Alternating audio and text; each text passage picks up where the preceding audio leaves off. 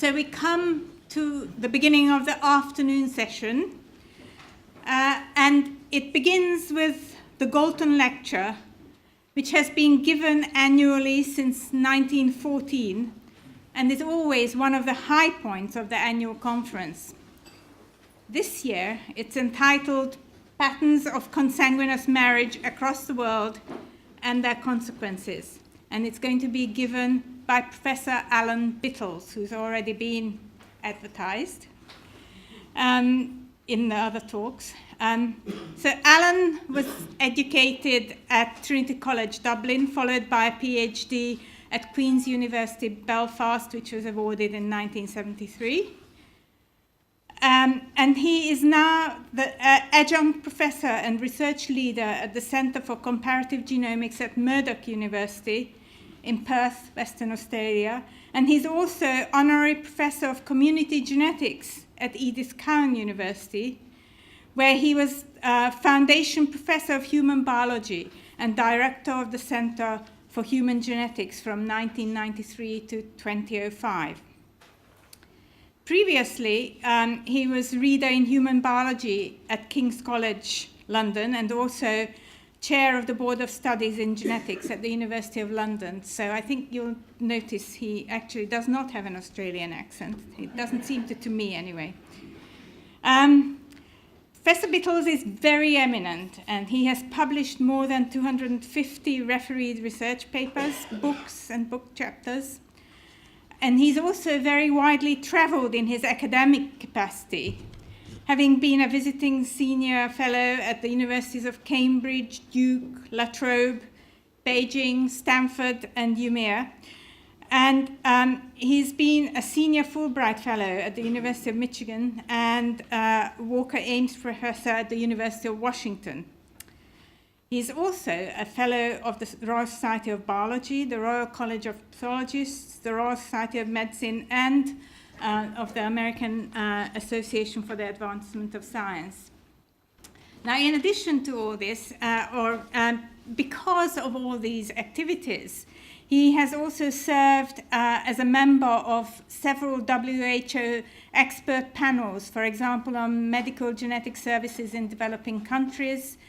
And from 2008 to 2010, he was an invited member of expert groups contributing to the study on global burden of disease. And then he's also a member of a WHO panel on grand challenges in genomics from public health in developing countries. Because, of course, the whole scene is now changing with the advent of easier genomics and more available genomics all around the globe. His current work centers on rare diseases, including hemoglobinopathies, intellectual and developmental disabilities, and the impact of consanguinity and genetic substructure on deleterious gene expression. And he's got projects in these areas in Australia, Brazil, India, Pakistan, Iran, and the UK. We're really delighted to welcome Alan to give the Galton Lecture, and as is quite customary with such named lectures, there are not going to be formal questions after this talk, because there will be a presentation, and then you can talk to him at tea time. Thank you. Alan.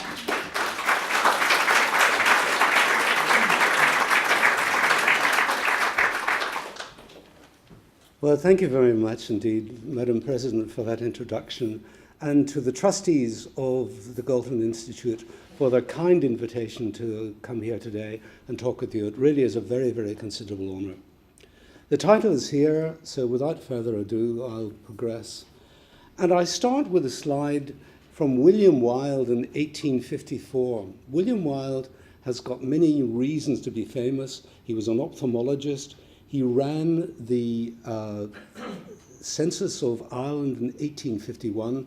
And of course, he was the father of the rather more famous now, Oscar, who was actually born in 1854, the year his father published this book on the physical, moral, and social condition of the deaf and dumb.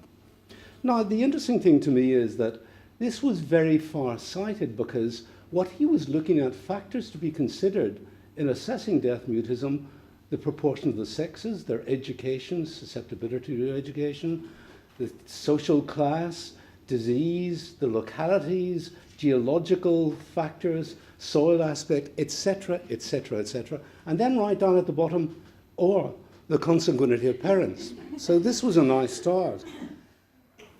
And when he did the study, 1851, the study was conducted. The first census was actually conducted in 1841, so this was the second one in Great Britain and Ireland. The census population was 6.55 million, deaf mutes 4,747, and there were 170 deaf mutes born to first, second, or third cousin. So 3.6% of the population, or the deaf mute population, were actually consanguineous. The interesting part was there was one thing that he didn't mention. You know, he went through insalubrity of climate, the educational factors, gender. Well, the one that he missed out was the fact that in the famine years 1846 to 51, there were 1 million deaths in Ireland due to TB, typhus, dysentery, or a lapsing fever. 1.3 million people migrated, and there were 300,000 averted births, i.e. miscarriages. And yet, when he wrote the book and when he collected the data, there wasn't a single mention of the Irish famine, which I find quite extraordinary. And if there was such a thing in those days as an ethics committee, I know now an ethics committee, you said, I thought I'd look at deaf mutism and consanguinity in Ireland.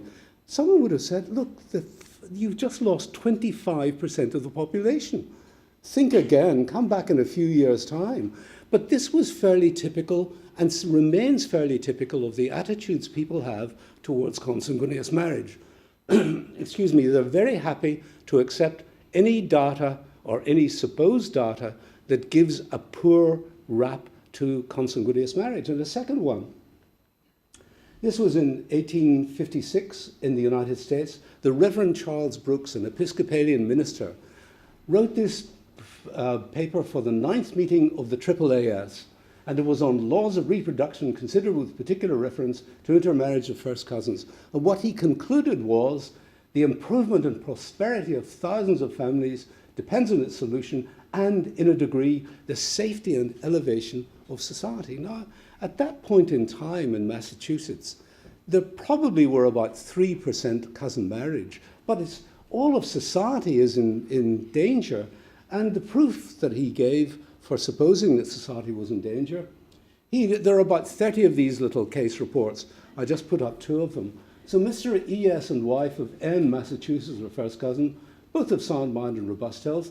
They had 7 daughters and 1 son, 3 daughters are deranged, and the rest are nervous, which seems fairly reasonable. And then Mr. E of M married his first cousin. They had 5 daughters and 3 sons.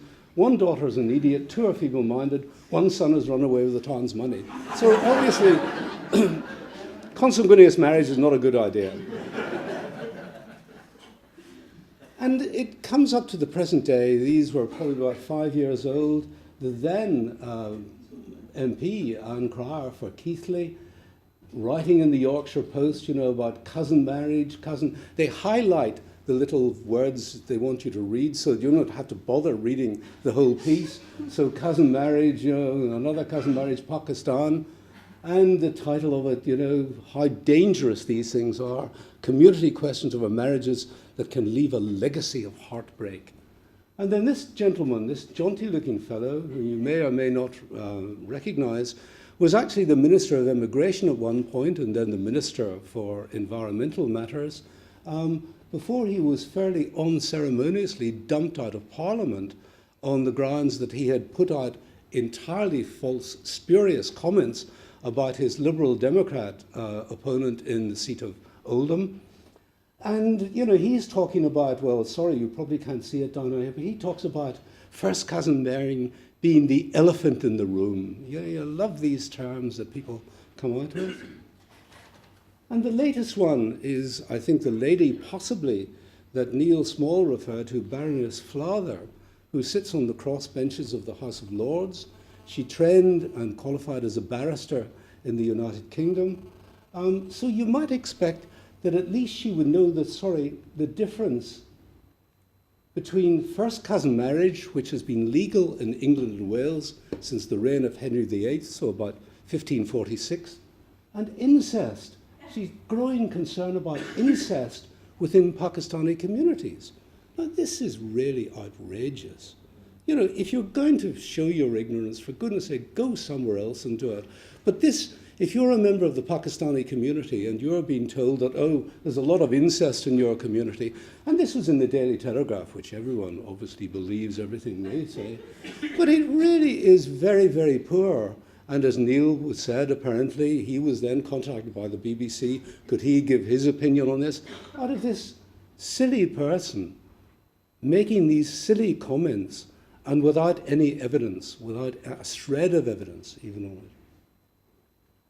Now, why do I think that there's a good reason that consanguineous marriage and the adverse effects of consanguineous marriage have been very considerably overstated? Well, the first reason is that the populations of Europe, Asia, migrated out of Africa some 60 to 80,000 years ago. So about 2,500 to 3,000 generations, somewhere of that nature. The estimates of the migrating human population, the total population leaving Africa, may have been as few as 700 breeding adults to an optimum number, a maximum number of 10,000.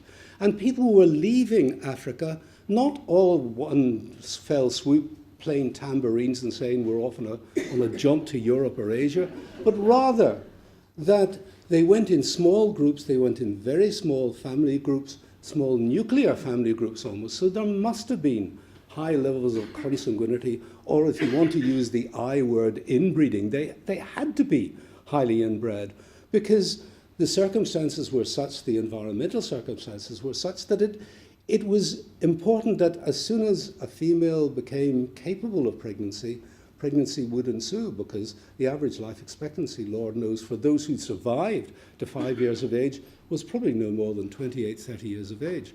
So consanguineous relationships have been commonplace in humans for many, many generations, going back certainly 60, 80,000 years. And you could even argue, if you wanted to, that it was quite beneficial to have these close relationships because you would have got purging of the gene pool and the removal of deleterious recessive genes. And then if we go forward, we're now going back about 3,000 years to the book of Leviticus, chapter 18, verses 7 to 18, where it states quite clearly who you're not allowed to marry, prohibited in the previous generation, the same generation, the following generation. It says nothing about first cousin marriage being prohibited. Indeed, it says nothing about uncle-niece marriage being prohibitive. And so one would assume that the people of the book, i.e. the people of the Judaic religion, of Christianity, of the Islamic religion, more or less follow these guidelines with some quirks according to religion. And indeed, that's what you see when you look at the data. So that each religion has a breakout point, but in Buddhism, except for Tibet, first cousin marriage is commonplace throughout Buddhism. The Tibetan Buddhists really try to avoid cousin marriage to a very large degree, but they do, and someone asked the question earlier, they do permit polyandry, where a woman will marry two or three, usually 2 or 3 brothers. So this is not unknown, it certainly is quite commonplace, apparently, in Tibet. In the Christian religions, in the Protestant religions, first cousin marriage is freely permitted, probably with the exception of the Quakers. For some reason, in the 19th centuries, the Quakers decided against first cousin marriage. I've now not been able to find out why, but I think you can take that as read. In the Roman Catholic and the Orthodox churches, the Orthodox Church are very much against first or second cousin marriage. The Roman Catholic Church, now you still have to get permission, diocesan permission, to marry your first cousin or a closer relative. In the 11th, 12th century, due to a change in the way that people were actually counting the levels of consanguinity from a Roman method to a German method, in the 12th century, you couldn't marry your first, second, third, fourth, fifth, sixth cousin without permission from the diocese. And this became, after a couple of generations, this obviously wasn't working. And they reverted back to 3 generations. And then in 1918, they cut back from third and second cousin marriages. You'd no longer need diocesan permission, but first cousin marriage you do. Hinduism, again, you've got a divide between the South Indians, the Dravidians, who will allow first cousin marriage and particularly favour uncle-niece marriage, whereas in North India, the Indo-European, and of course, Baroness Flather is born in North India, actually in Lahore, in what is now Pakistan. She describes herself as an atheist Hindu. So she's got her North Indian Hindu prejudices against cousin marriage. If she'd been born in South India, she probably wouldn't have had those prejudices. But who knows with someone like that. And the Muslim religion, Judaism, Zoroastrian, Parsi, Confucian, all allow first cousin marriage. Sikhism, as a sort of offshoot of North Indian Hinduism, first cousin marriages are not allowed, and yet in some Sikh communities in Pakistan, first cousin marriage is perhaps 20%. The most common form, the closest form of mating would of course be incest, so-called first degree, where the partners would share 50% of their genes. They would have 50% of their genes in common, inherited from both parents and from past generations. And so they would be homozygous at 25% of all gene loci on average. Now, if of course you've had several generations of close inbreeding, then that figure may be well above 25%, but that would be very unusual. And in virtually every country in the world, every society, incest is both criminally and morally a crime. It just doesn't happen. Hence my slight outrage at Baroness Flather suggesting it was quite commonplace in the UK Pakistani community. Double half-sib marriage is allowed under certain circumstances in countries like the Netherlands and Sweden. Double first cousin marriage is certainly permitted within Muslim societies, and that's where you've got 2 partners will have all 4 grandparents in common. But funnily enough, uncle-niece marriage, which is allowed in the South Indian Hindus, isn't allowed in the Muslim communities, even though it's the same distance, genetic distance. But by far the most common form of consanguineous marriage is first cousin, where the partners will share or have 12.5% of their genes in common, and they'll be homozygous at 6.25% of loci. Once you start getting down to the second cousin, third cousin, then you're dealing with low levels of homozygosity. So we generally, in medical terms, would go second cousins or closer would be consanguineous. As I've mentioned, uncle-niece marriage you get in South India and also in the Sephardic Jewish communities. So Jewish communities who were expelled from Spain and migrated back to the Middle East, in Turkey, in Iran, in Iraq, uncle-niece marriage is moderately common, but nothing like the levels in South India where certainly when we were working there in the 1980s, 1990s, it would be 20% uncle-niece marriage and about 10% first cousin marriage. Double first cousin marriage, very much a facet of Islamic societies in the Middle East and Pakistan. First cousin marriage, North Africa, Middle East, Central, South, Southeast, East Asia, but where I put asterisks, it would be cross-cousin marriage only. So a man and his father's brother's daughter would be a typical Arab Islamic marriage, but that wouldn't be allowed in these other communities. They would regard that as akin to incest. So, each community and each religion has its own sub-rules, rules and sub-rules, and you've just got to learn these and find out what's going on. And if you do a map of this distribution of consanguineous marriage, the darkest colours, as in Sudan and going into the Middle East and parts of Pakistan, would be over 50% second cousin or closer marriage. As the colours lighten, you're dealing with 20-30% consanguineous marriage. And then you get up into Europe, it's less than 5%, somewhere between 1 and 5%. And of course, many of the consanguineous marriages in Western Europe now would be from migrant communities, such as the Pakistani community in the UK or the Somali community in London. Many countries of the world, we know that there are and these are principally in Africa. We know that many tribal groups do practice consanguineous marriage, but there simply are no reliable information on it. And that's a pity because in many ways, of course, the population of Africa is growing faster than any other population in the world. So it would be good to have this data, and even data, you know, from Bangladesh, from parts of Indonesia, really pretty poor. So when I say that if you add all this together conservatively, 1,100 plus people live in countries where 20 to 50% of marriages are consanguineous, that, and predominantly their first cousin, that really is a very conservative estimate. If I was being pushed, I would say you're probably talking about 1,400, maybe 1,500 million people, something of that nature, which if you accept the 1,100 million figure, that equates to about 10.4% of the current world population. So there are lots of consanguineous marriages around the world. Now, switch on to the health issues. What do I think is going on? Well, my strong suggestion is that consanguinity will exert a significant advert on health via the expression of detrimental recessive genes, whose incidence in the general population is rare.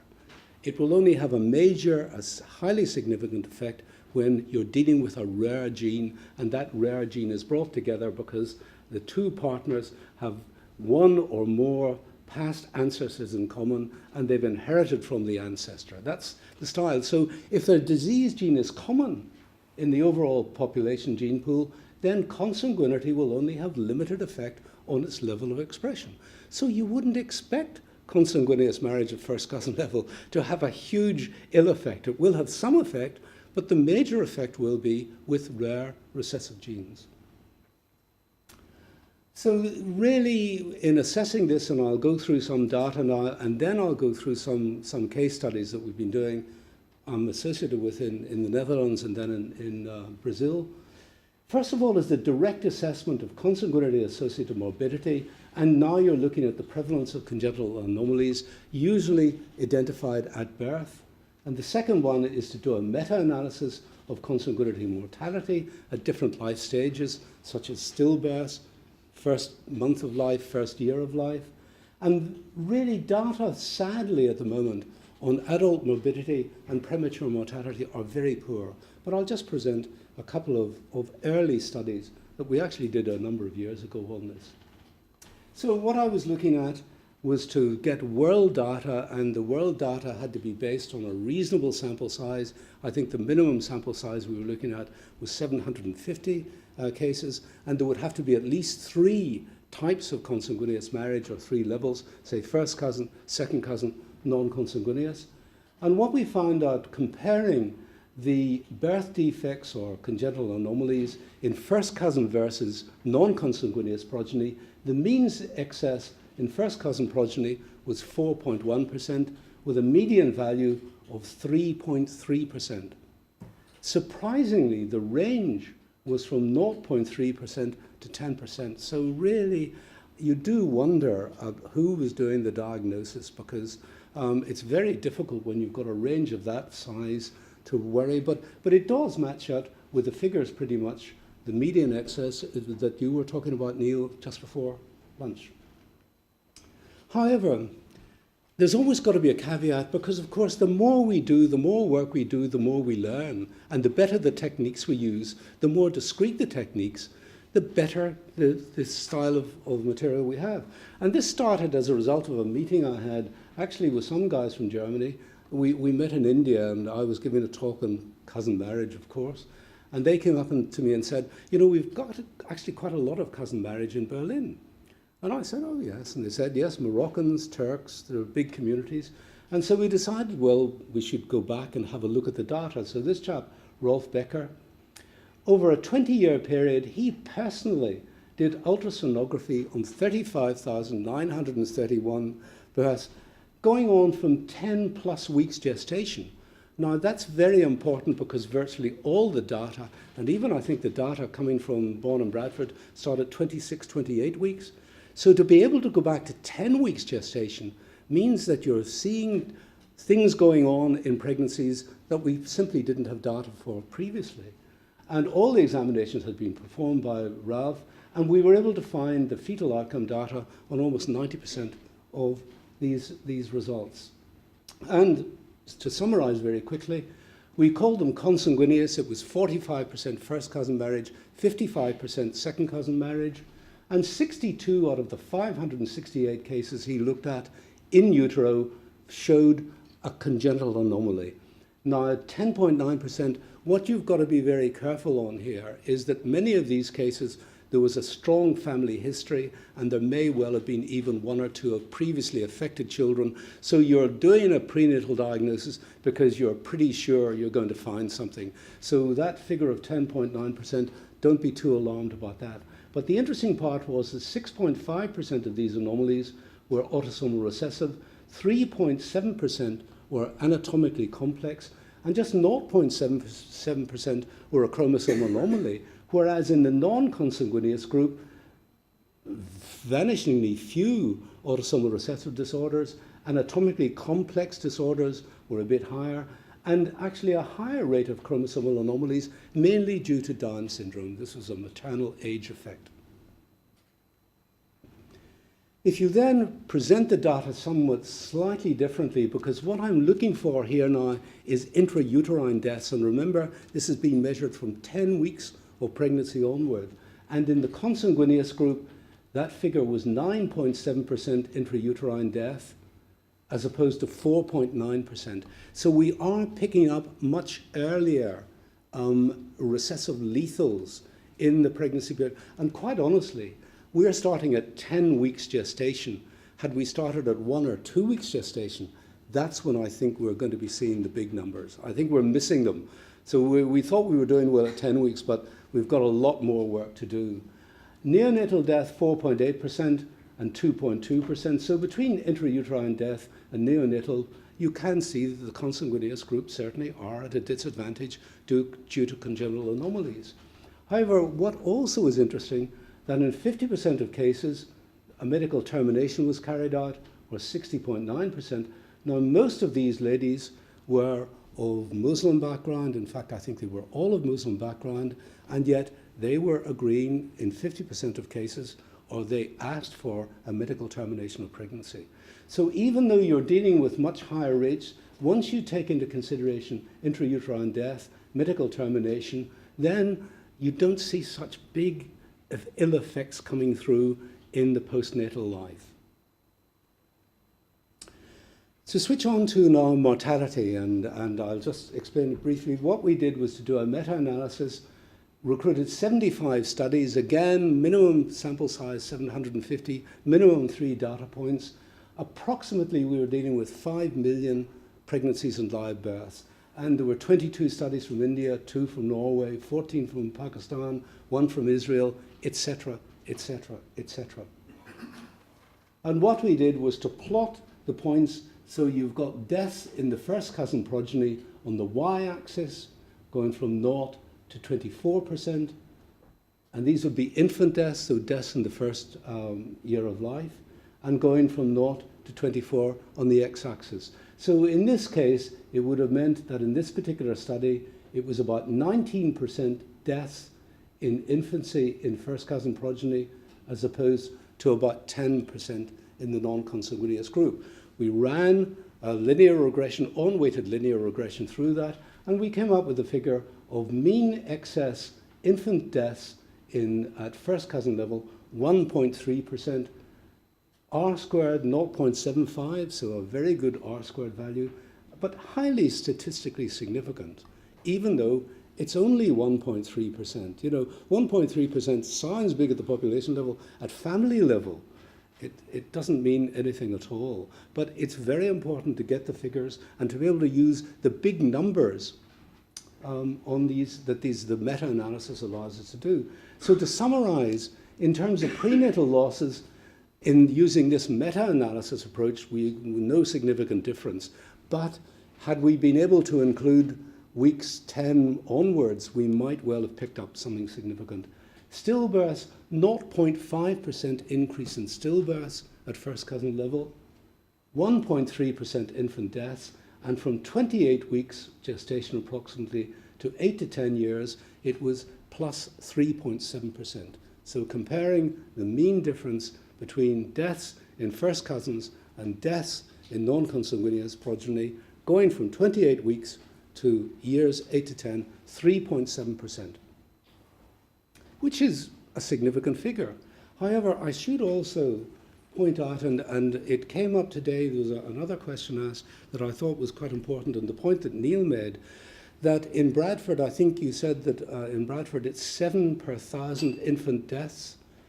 Could I point out to you that the average infant death rate in Pakistan is 65 per 1,000, and approximately half the people being looked at in Bradford in the Pakistani community were actually born in Pakistan.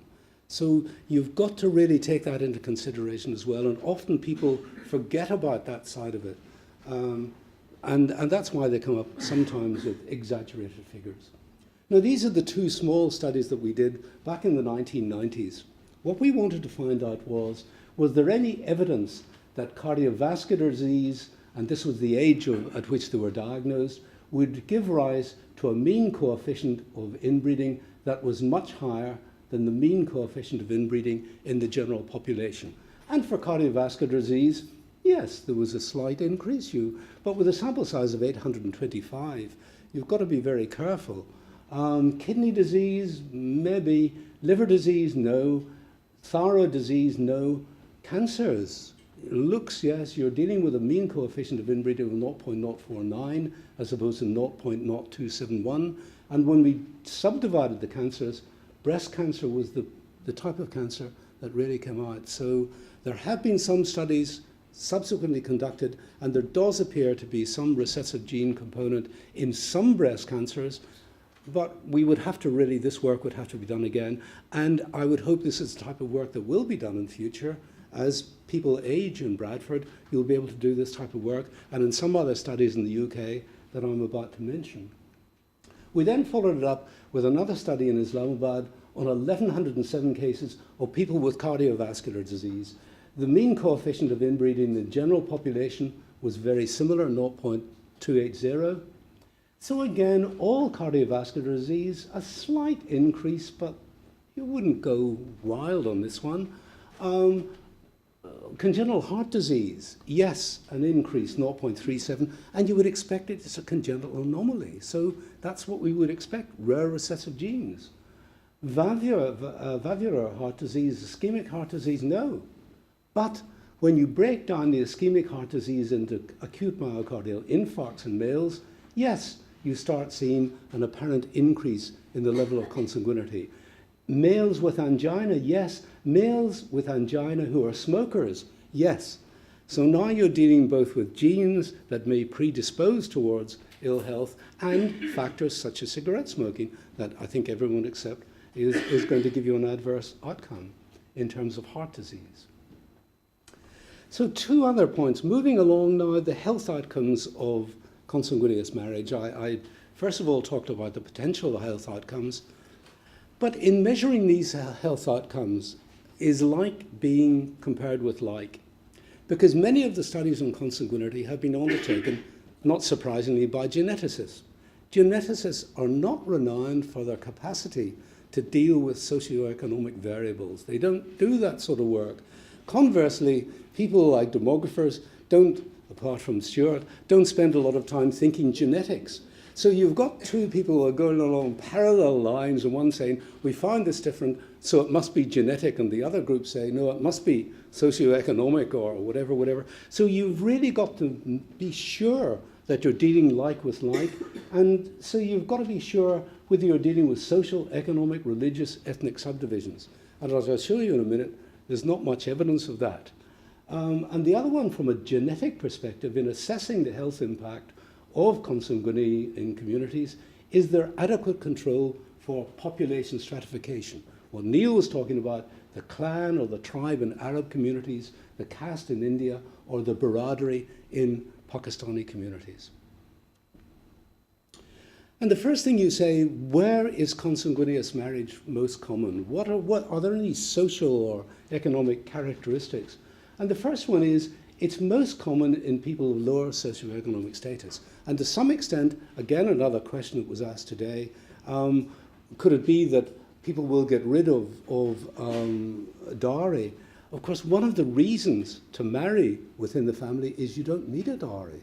A dowry is excused because it's a bit pointless giving someone a dowry when the money is staying within the family. So consanguineous marriages are especially attractive to poor people, particularly poor families with perhaps 3 daughters to be married. That would bankrupt the family, even if they had enough money to know what bankruptcy was.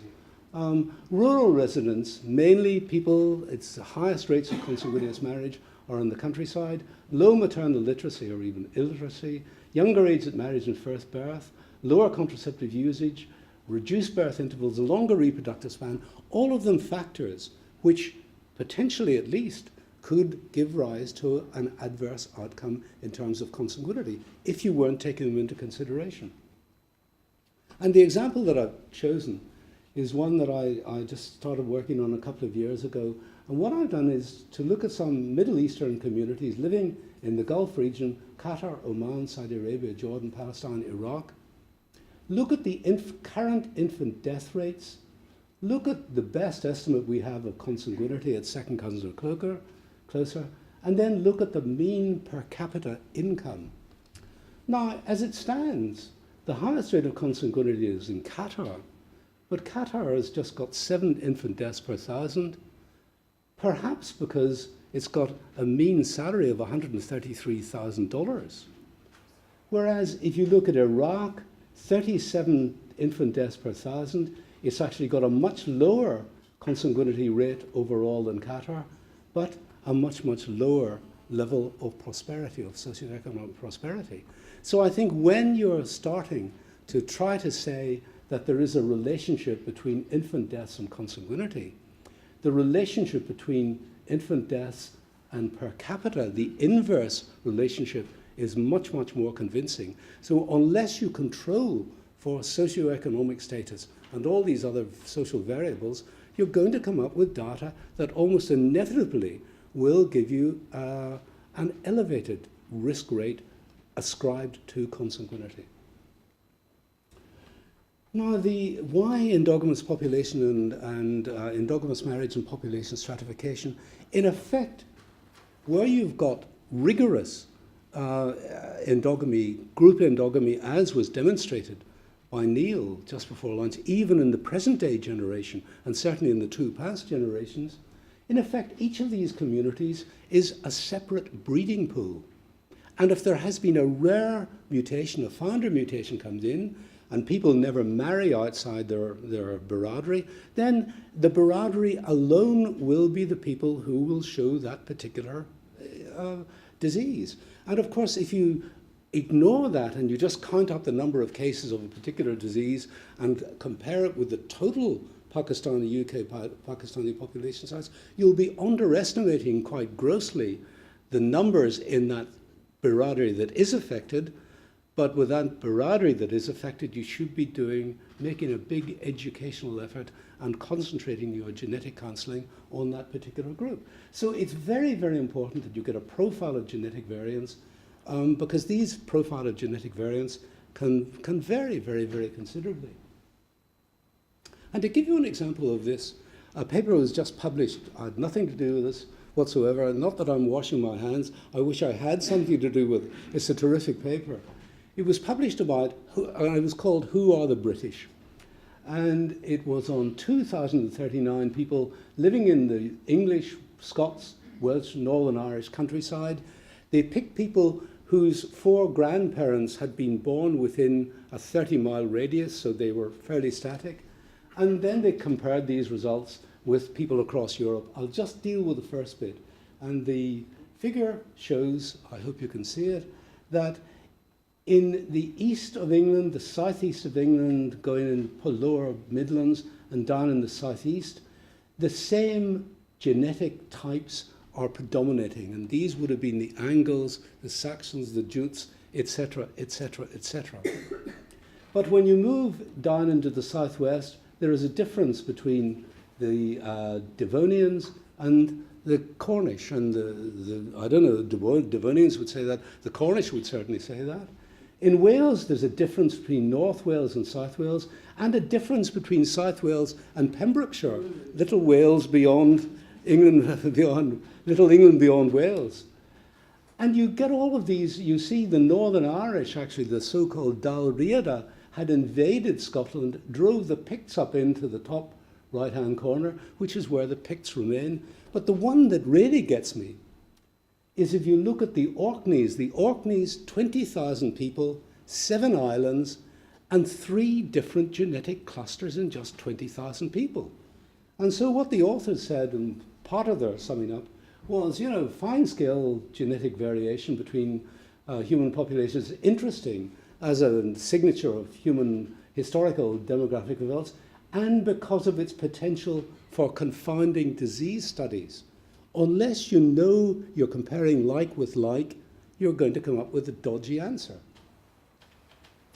And switching on to India, just to illustrate this, India, current population, well, when you say the current population, as soon as you say current population, it's grown. You've missed the last half dozen or 20. But 1.314 million, so 1.3 billion people, 29 states, 15 major languages, 7 religions, 3,000 castes and subcastes, 1050 scheduled castes, 580 scheduled tribes. So a highly stratified society. And you would say that 95% minimum are going to marry within caste. So it came as a considerable surprise. Well, it didn't come, I must admit, it wasn't a big surprise. I wrote a paper on this about 10 years ago that most people just ignored, but I'm coming back to it again. And this is data that I just picked out on the 15th of October from PubMed. And I looked to see where people were looking at an association study, i.e. between a genetic variant and a particular disease type. And there had been 9,193 such association studies in India. Only 1.7% of them had mentioned caste, and only 0.3% had mentioned consanguinity, even though 12% of the population of India are consanguineous, which matches up to about 160 million people. And in case control studies, 13,000, 0.9% mentioned caste, 0.3% consanguinity, clinical trials the same. People are doing these trials and simply not doing their homework. And the results they're getting from these clinical trials, which I'm sure can be run very cheaply and economically in India, are not going to be valid unless you compare like with like. And similarly with the consanguineous marriage, if one group are predominantly first cousin and they're in a particular caste, and the other group are a different caste and predominantly non-consanguineous, you can't really compare them. It's pointless comparing them.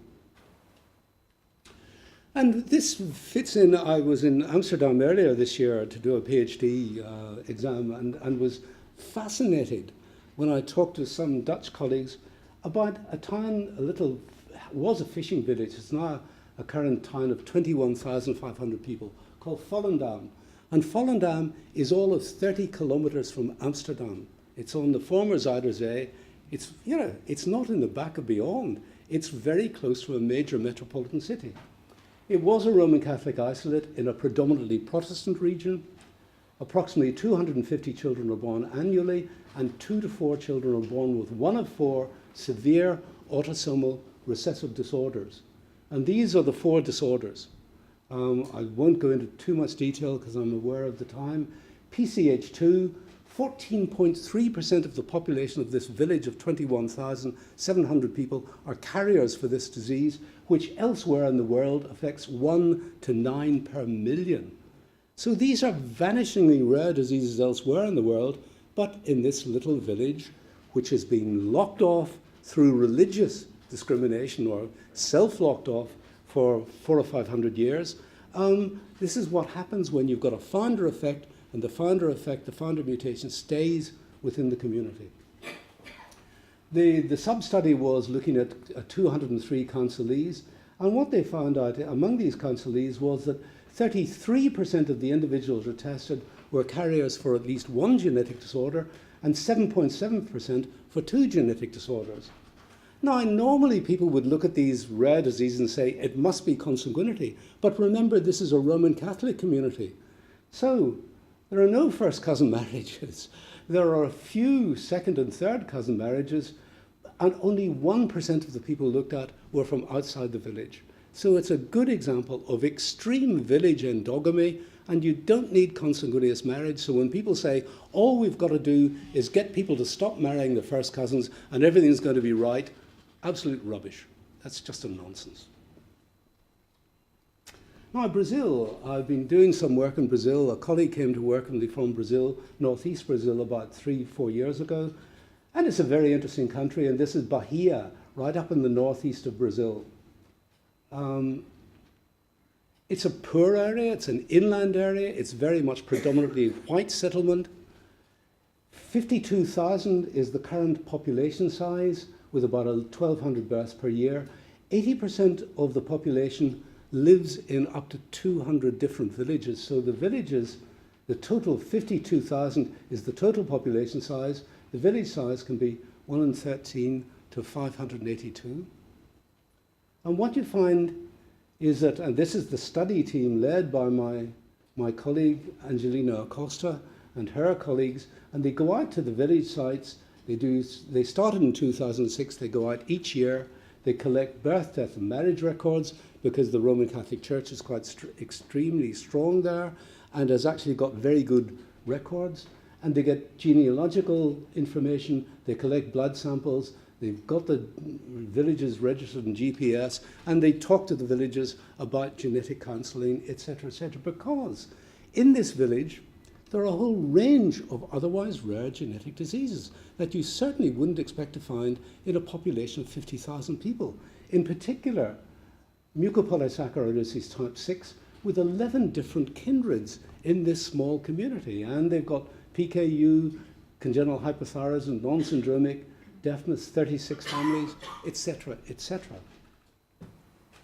This is the typical cases of mucopolysaccharidosis type 6 with fusion of the spine and with abnormal facies, so that by 2 to 3 years of age, they'll start showing these abnormal facies. It seems to be a very early onset form of the disease.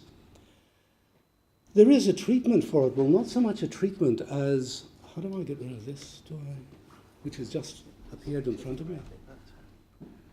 Oh, thanks very much. Sorry about that.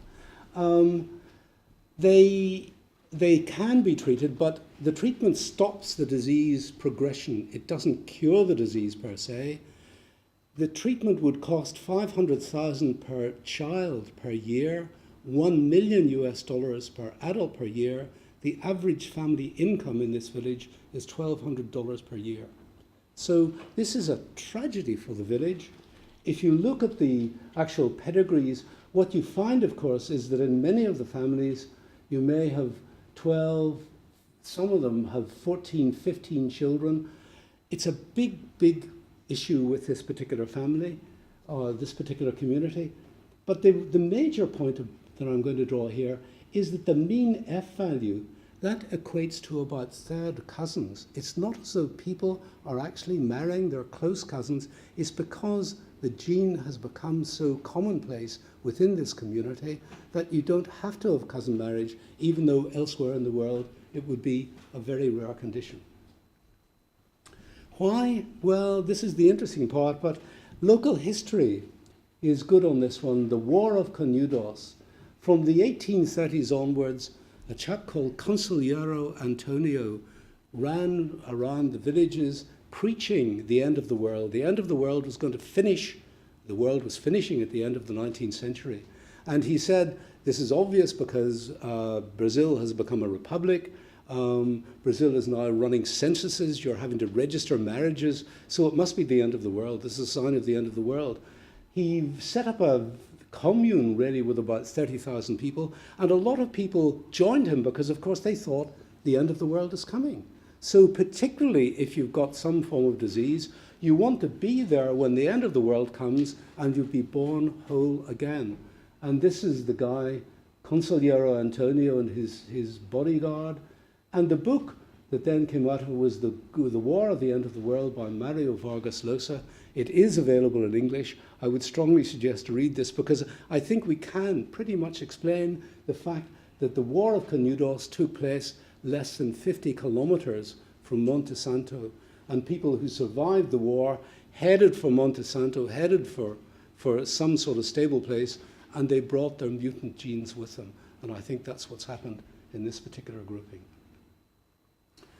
So, starting to wind up, which I'm sure you'll be quite pleased to hear, to me an overall reduction appears inevitable in consanguineous marriage because of urbanization, for number one, with wider marriage pools. The marriage pools will grow, and particularly in places like China.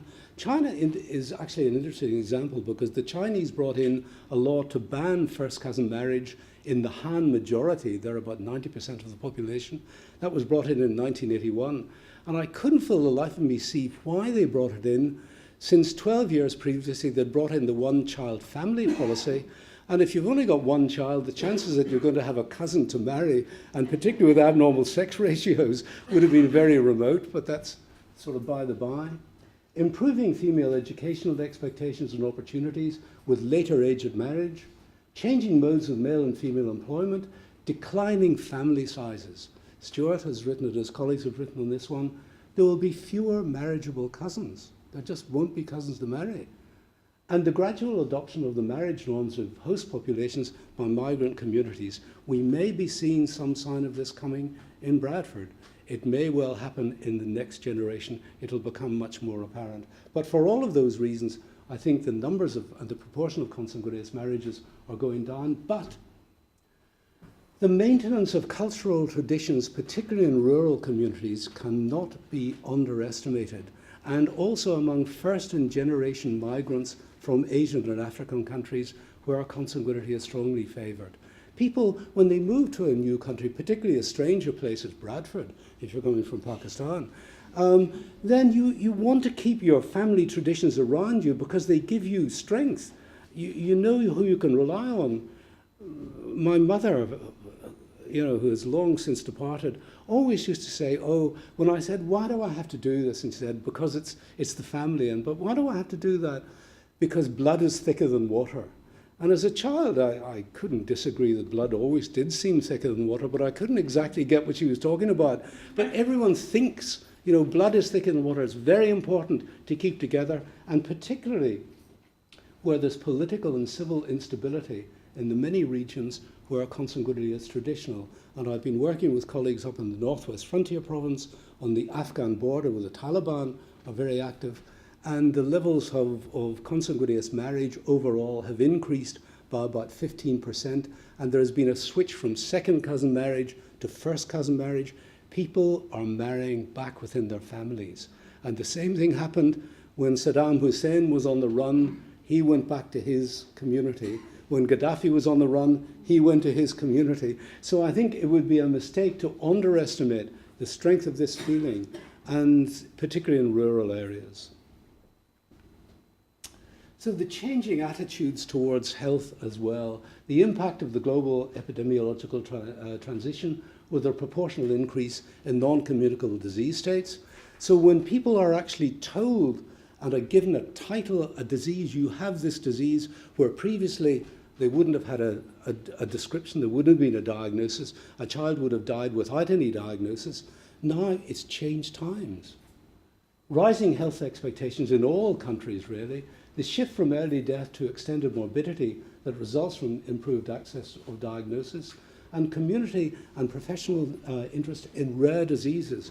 This has been one of the big growth areas over the last couple of years. And just starting to finish off would be in the UK, what's going on? Well, there's a 100,000 genome project.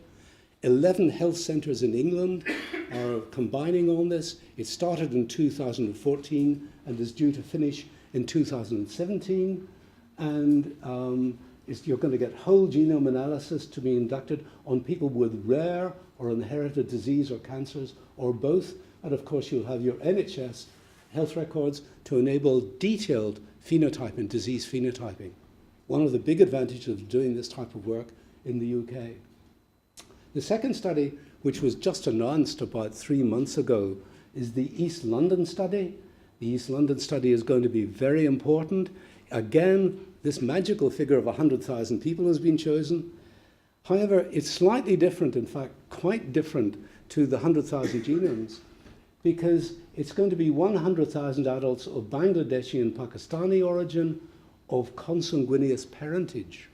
And what they're looking for is a particular emphasis on genetic variation and the identification of rare knockout or loss of function genes. So now people are saying consanguineous marriages, they may be declining in frequency, and we'd better have a look at them before they decline too much, because they could be very valuable in identifying specific rare disease genes and therefore being able to identify the metabolism that is underlain by these disease genes.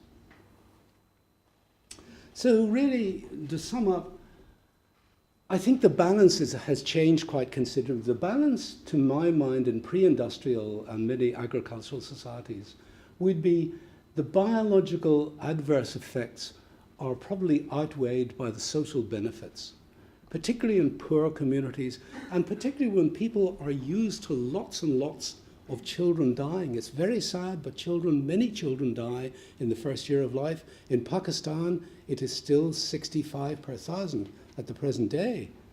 But when you move to an industrial society, then the adverse biological effects can be seen to outweigh the social benefits.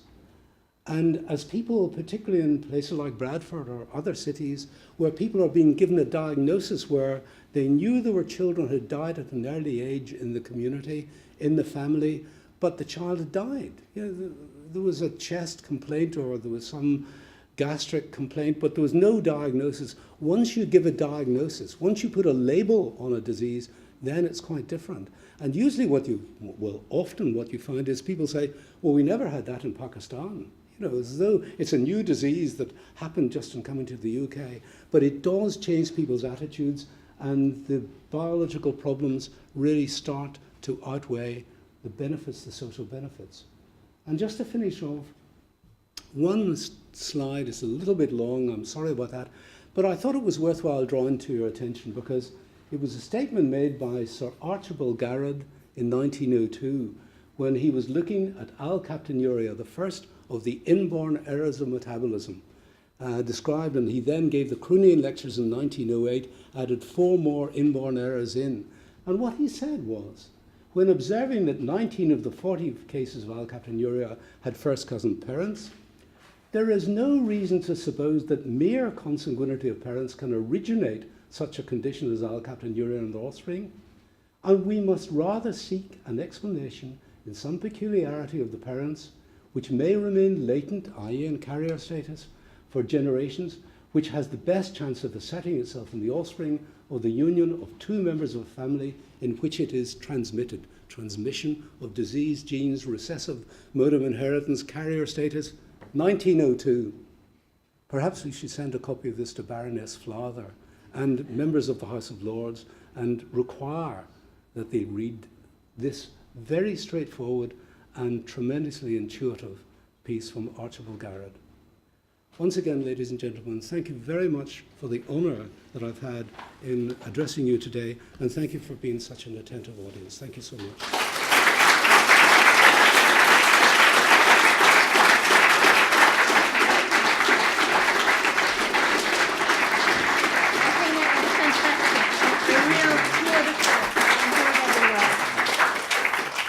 So now it's my great pleasure, after this tour de force, to present you with the Galton plate.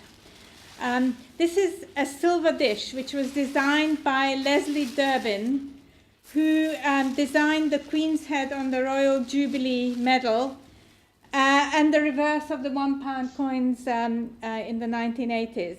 And he's also very well known for decorating the Stalingrad sword, which was given by Churchill to Stalin to honor the citizens of Stalingrad. So he had a one-man exhibition in Goldsmiths Hall in 1982, and his work is now very collectible. There are several obituaries after his death in 2005, and there's a very nice one in The Guardian that some of you might be interested to read. So, I think last year I said to the speaker that it should be insured because it's worth quite a lot of money. I think with my comments about Baroness Father, I'd better get life insurance as well. So before you rush off, I just want to say that everybody needs to return promptly at 3:30 from tea. But I'd like the speakers and the two organisers to come and be photographed at 5 minutes before that, at 3:25. So I think that was fantastic.